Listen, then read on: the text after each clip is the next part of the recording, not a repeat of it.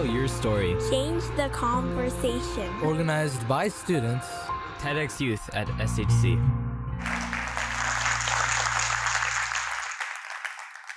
Just 100 companies are responsible for 70% of all carbon emissions. Globally, the wealthiest 1%'s carbon footprint is equivalent to the amount that the bottom 66% emit.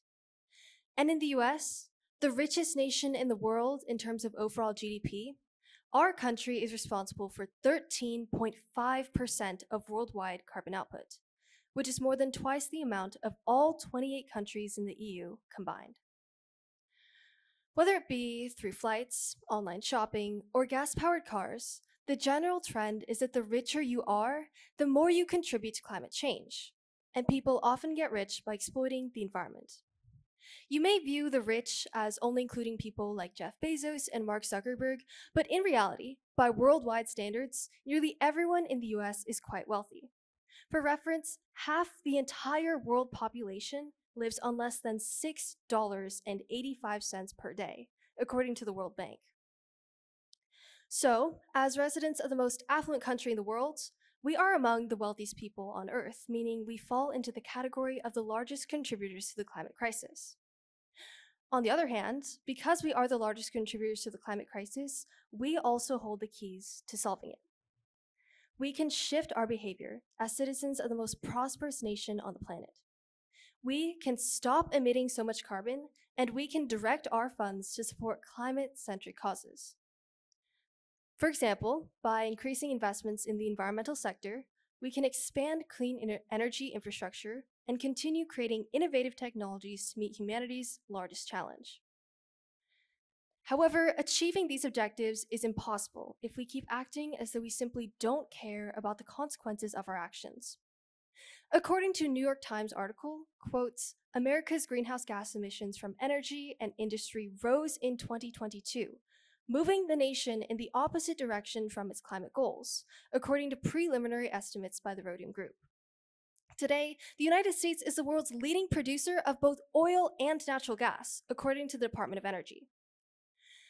Some people are waiting for the government to pass laws and regulations to solve the climate crisis. But due to the massive amount of lobbying and outsized political influence the wealthy companies that we support have, we still haven't been able to pass any meaningful laws to achieve those objectives. That's why, notwithstanding some drastic and sudden policy changes, including an overturning of Citizens United, we need to start caring enough to take action on our own, rather than relying on the government to force change. Because of this, today I'll be addressing why we, in the wealthiest country on Earth, should be concerned about the impacts of climate change. We'll go through its impacts on real estate and infrastructure, as well as the investment opportunities that come with this transition to a more sustainable world. First, let's look at real estate. Boston, New Orleans, San Francisco, Miami, New York. All of these cities have one unifying factor. They'll be the first to suffer catastrophic damages from flooding and sea level rise due to climate change.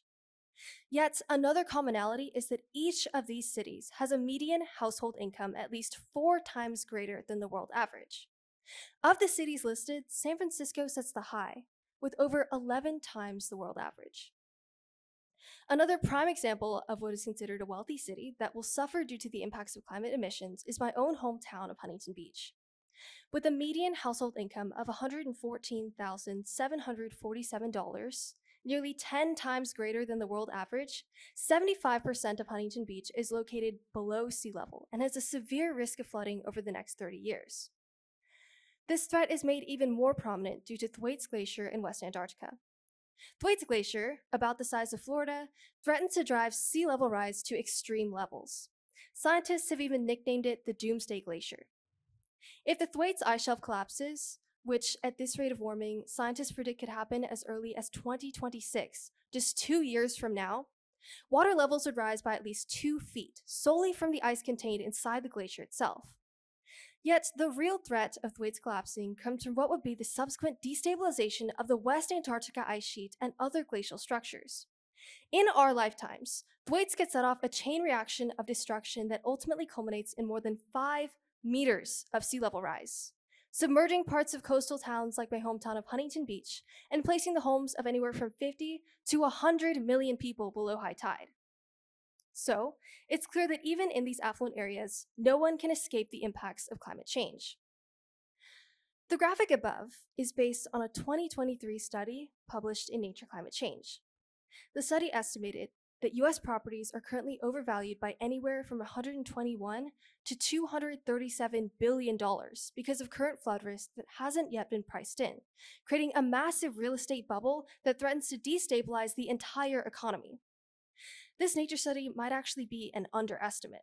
According to a separate study by the consulting firm Milliman, properties are currently overvalued by around $520 billion. To put that into perspective, the United States government spent $431 billion in 2008 to help homeowners recover from the housing crisis. So, for everyone who rents or owns real estate in coastal areas, and especially in places like Florida and California, it's in your best interest to act on climate now. Next, we need to address climate change's impacts on infrastructure, with a particular focus on natural disasters. Last year alone, these types of events cost the economy over $386 billion. And since 1980, natural disasters related to climate change have cost the United States more than $2 trillion in recovery expenses.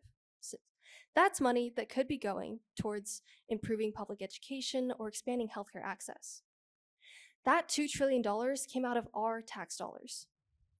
Not only this, but these types of events increase insurance rates for luxury properties and office buildings alike. They also have profound impacts on the economic stability of a country, all of which are negatives for those who own the most assets. Even if you don't own a property, if you rent, you can expect your payments to increase. When your landlord is forced to pay more for disaster insurance, they'll have to pass that cost on to you. The final point I'll be addressing today is the immense opportunity for profit that comes with green investments. With Gen Z and Gen Y increasing their investments, they are looking towards companies that have real social impact.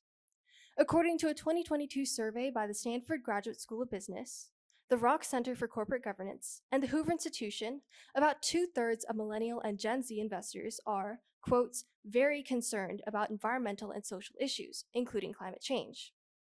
Additionally, a study of 1,262 companies conducted by the accounting firm More Global demonstrated that companies who've expressed a commitment to ESG frameworks have shown an average of a 9.1% profit increase over the past 3 years, compared to just a 3.7% increase in their less impact-oriented counterparts. 84% of those surveyed also stated that their ESG policies had made it easier to raise capital. It's clear that green policies are increasingly paying off in a world that is becoming more and more engaged and aware of the climate fight. We know what's needed to solve the climate crisis. According to the UNDP, an additional investment of $2.5 trillion every year from now till 2030 is necessary to achieve the Sustainable Development Goals. However, governments cannot account for this massive gap in spending on their own without risking hyperinflation and destabilizing the global economy, which is why we need to harness the power of private capital to achieve the Sustainable Development Goals. Private capital accounted for $454.4 trillion worth of worldwide wealth in 2022. The ecological beauty of our world relies on interconnected chains and webs to function. Any imbalance will have rippling impacts on everyone, and we have the most power when it comes to enacting change in the climate crisis, which is why we need to start caring. Our futures are at stake.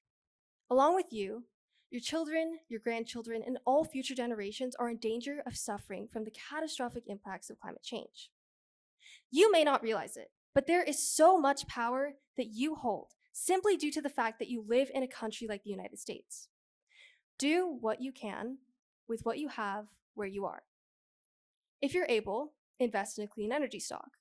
If not, there are other ways that you can vote with your dollar.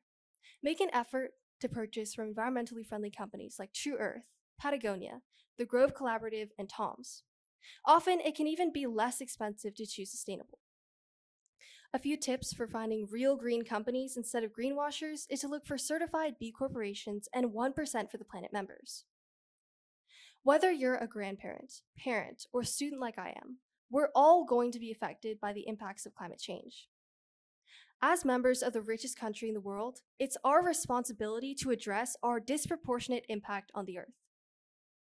It's up to us, present here today, to act. Thank you.